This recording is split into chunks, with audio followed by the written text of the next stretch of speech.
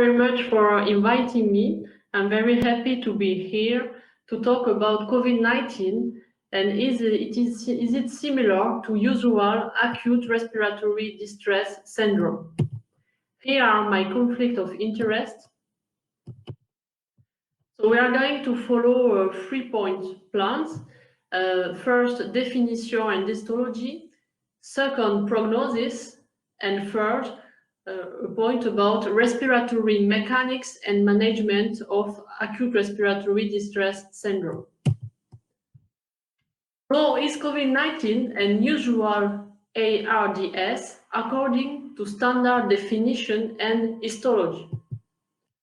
Here is the Berlin definition. So the timing within 1 week of a non-clinical insult or new or worsening respiratory symptoms. Yes, the COVID-19 belongs to the timing. Chest imaging is also very compatible with a COVID-19 infection. Bilateral opacities not fully explained by effusion, lobar lung collapse, or nodule. Similarly, the origin of edema is explained by a pulmonary attempt and not only by a cardiac failure or fluid overload. So the COVID-19 seems to be included in the acute respiratory distress syndrome. However, several editorials asked if COVID-19 pneumonia was really an acute respiratory distress syndrome or not, and if it was really a typical or usual acute respiratory distress syndrome. As nicely stated by Jean-Louis Vincent and Arthur Slutsky in a recent editorial, they have never seen a patient with acute respiratory distress syndrome. If COVID-19 is a disease, acute respiratory distress is a syndrome which can have many causes, and the COVID-19 is a homogeneous cause of acute respiratory distress syndrome. What about the severity of the COVID-19 acute respiratory distress syndrome? Is it the same than usual or classical acute respiratory distress syndrome? Here in this series, the author suggests that there were more moderate or severe COVID-19 patients than in classical ARDS, where the mild ARDS was more frequent than in COVID-19 patients. So maybe an ARDS, yes, but more often moderate or severe. Regarding the histopathology, this recent meta-analysis reported that acute phase diffuse alveolar damage, DAD, the marker of acute respiratory distress syndrome in histopathology, was reported in 88% of patients, and that this proportion was finally similar to the proportion of DAD found in H1N1 or in SARS virus. Pulmonary mycothrombi were often reported in almost 60% of cases in COVID-19 as in SARS syndrome, in SARS virus, compared with only 24% of H1N1 influenza patients. So yes, regarding histopathology, it is similar to ARDS from other causes. However, pulmonary mycothrombi are very frequent and more frequent than often observed in usual or typical acute respiratory distress syndrome. We had seen microangiopathy, but there are also a macroangiopathy that can be seen in CT scan. Here, in this recent study, dilated peripheral vessels were present on CT scan in 21 out of 33 patients. What about now prognosis of COVID-19 patient compared to usual ARDS? Here is the prognosis reported in acute respiratory distress syndrome of Berlin definition.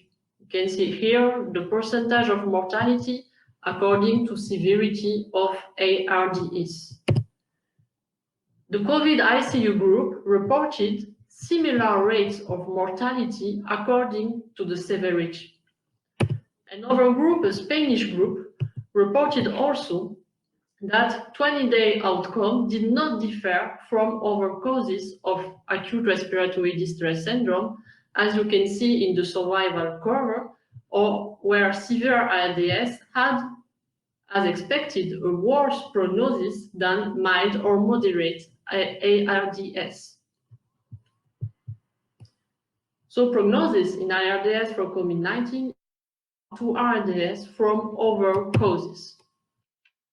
Finally, what about respiratory mechanics and management of acute respiratory distress syndrome? Is it similar in COVID-19 and usual ARDS?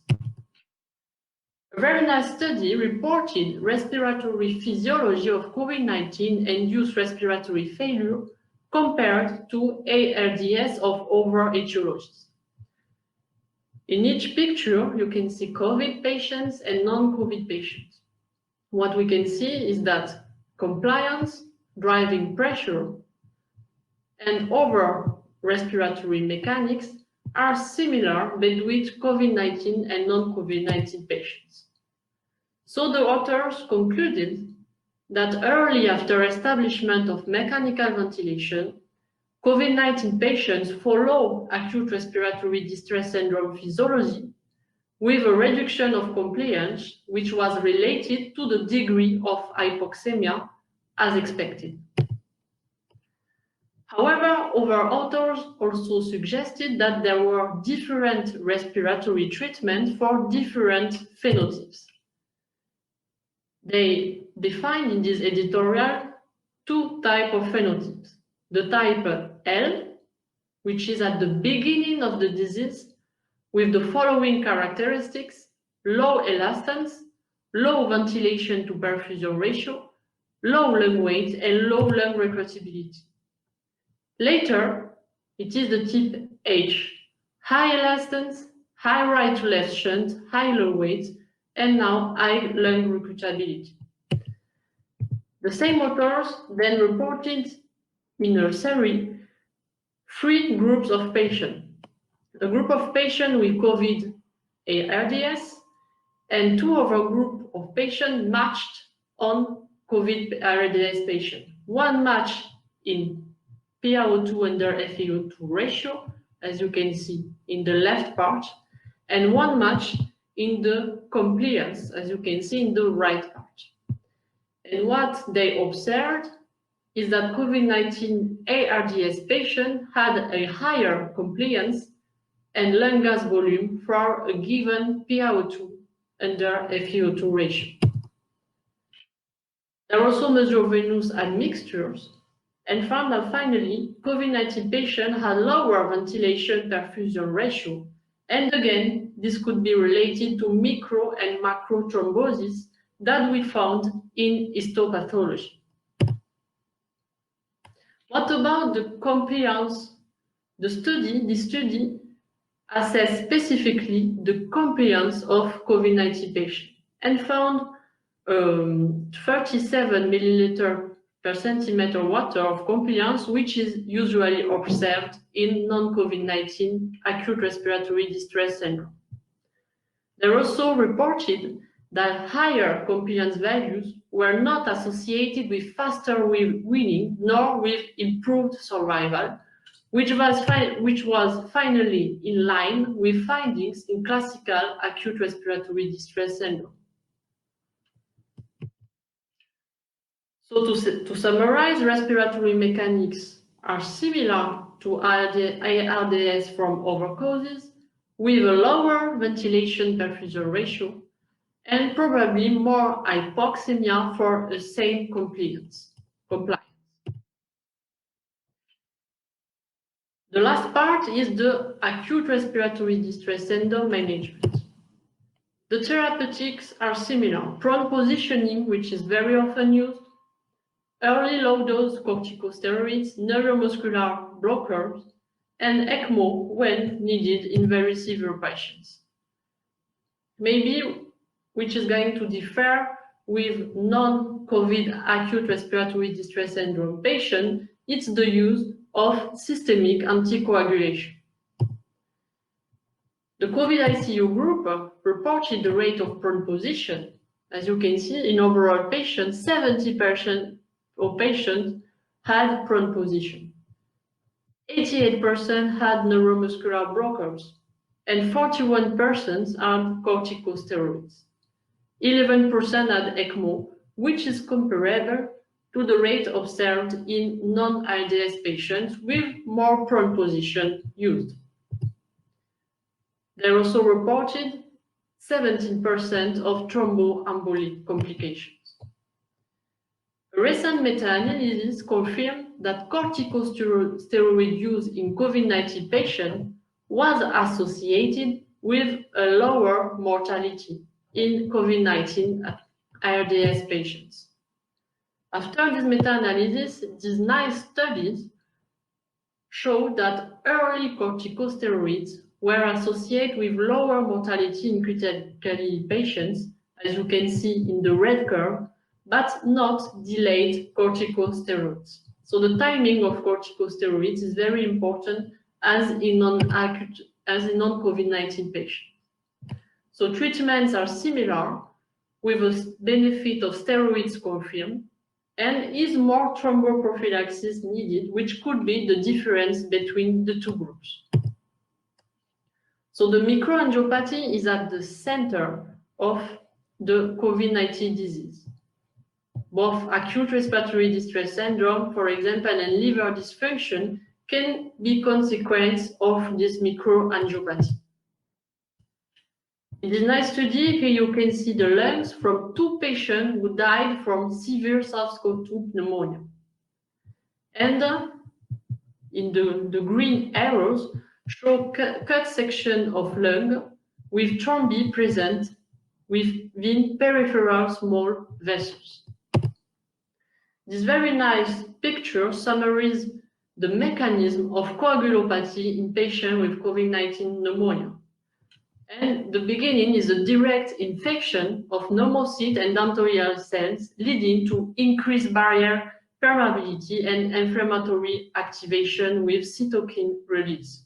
The consequence is the development of microvascular and macrovascular thrombi, as we have seen earlier. Is more thromboprophylaxis needed? This retrospective study suggests that yes, it is needed. Here you can see low-dose low-dose thromboprophylaxis, medium dose, and high dose. And the study observed that high-dose thromboprophylaxis was associated with a lower risk of death and a lower cumulative incidence of thromboembolic events compared with lower dose. However, randomized controlled trials are ongoing, and we will see the results to inform us about the exact dose of thromboprophylaxis to administer in COVID-19 patients. To conclude, COVID-19 acute respiratory distress syndrome is an homogeneous cause of acute respiratory distress syndrome according to the Berlin criteria. Histopathology and prognosis are similar.